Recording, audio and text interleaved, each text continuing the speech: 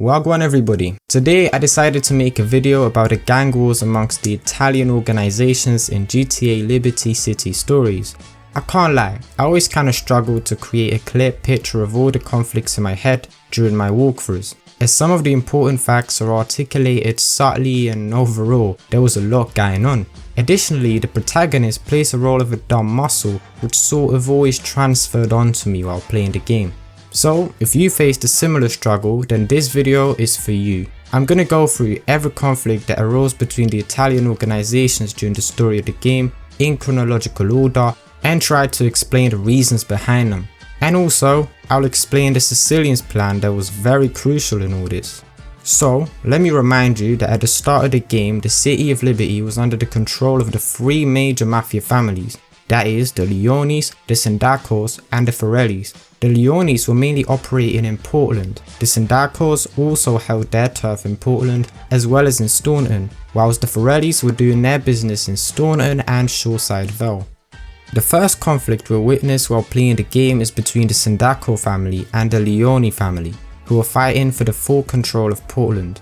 The first signs of conflict showed up when the Sindacco started to sell drugs on the Leone's territory. The conflict quickly escalated. Some of the most notable moves from both sides are the Sindaccos' attempt to blow up the Leone's casino, then the reverse attack from the Leones, in which Toni Cipriani exploded the casino belonging to the Sindaccos, as well as the Sindaccos' assassination attempt on Salvatore, so the Leone's boss, which was thwarted by the protagonist. It's worth mentioning that the Leones had a very serious advantage over the Sindaccos in the shape of JD. JD used to be an associate of the Leone mafia. However, at some point, he hopped the fence and joined the Sindaccos. In 1998, he had another change of heart and wanted to join the Leones again. Salvatore very intelligently capitalized on that, making JD his snitch within the Forellis. JD made sure that the Leones always were one step ahead of the Sindaccos, which helped them thwart all of their moves, which eventually led them to becoming victorious in this war,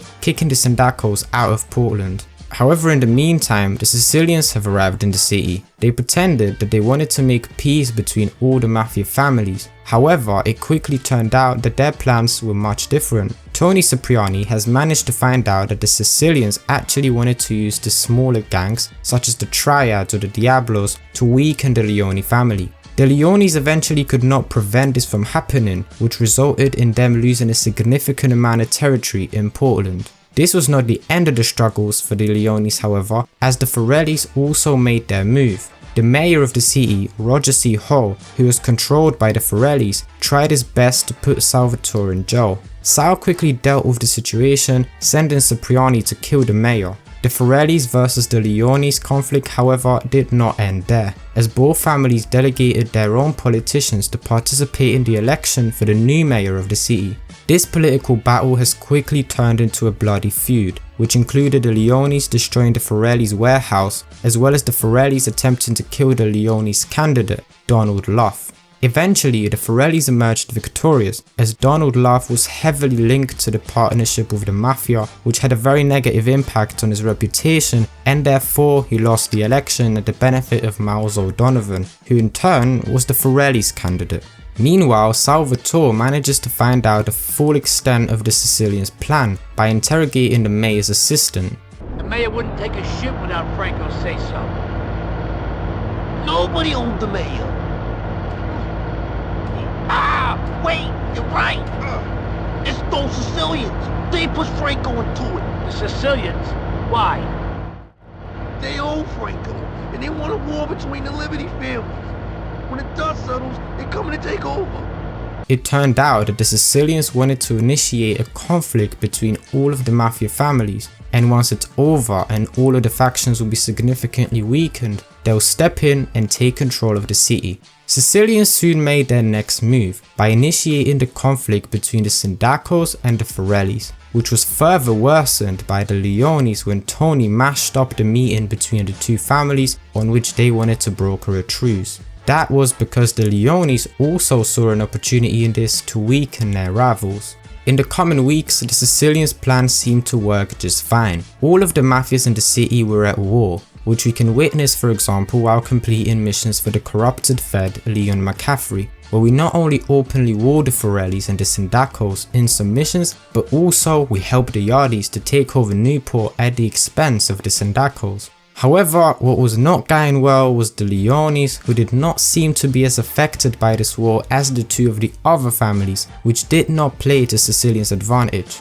I just quickly want to let you know that the next video I'm planning to release will be about Victor Vance's sad story of GTA VCS and how a good guy had to function in the criminal underworld. We'll analyze his motives and his mentality. If you'd like to see that, let me know by liking this video. However, if there are other topics you'd like me to cover, write them in a comment. Now, back to the video.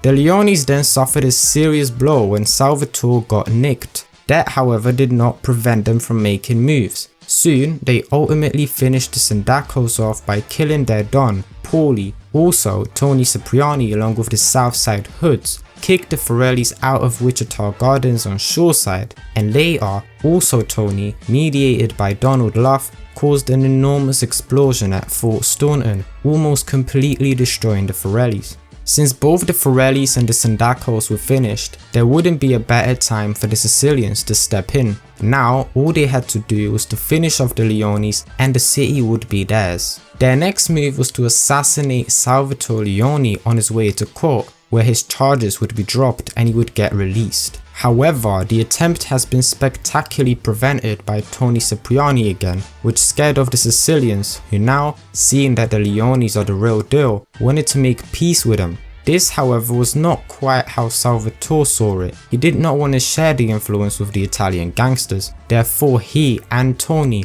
killed the Sicilians' boss Massimo Torini and secured the mayor's submission to them, thereby sealing their position at the top of the tree in Liberty City's criminal underworld. So now, let's quickly put all the conflicts in order.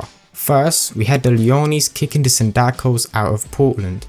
Then, we had the Triad and the Diablos, mediated by the Sicilians, taking over some territories from the Leones. After this, the Leones got engaged in a political war with the Forellis, who both wanted to have their man as the city's new mayor. Eventually, the Forellis were the ones celebrating as the Leones candidate lost the election due to his connection with the mafia coming out to light. Soon, the Sicilians initiated a war between the Sindaccos and the Forellis, planning to weaken those families in order to take over the city once the dust settles. The Leones, however, also capitalized on this conflict and finished off both the Forellis and the Sindaccos. And then in the end, in the final encounter between the Sicilians and the Leones, the latter emerged victorious, thereby becoming the #1 in Liberty City. I hope that now all of you understand the background of all of the Italian gang wars in LCS. Let me know if I covered everything that was important and if I got something wrong. Then also let me know in the comment. Thank you for watching. Respect.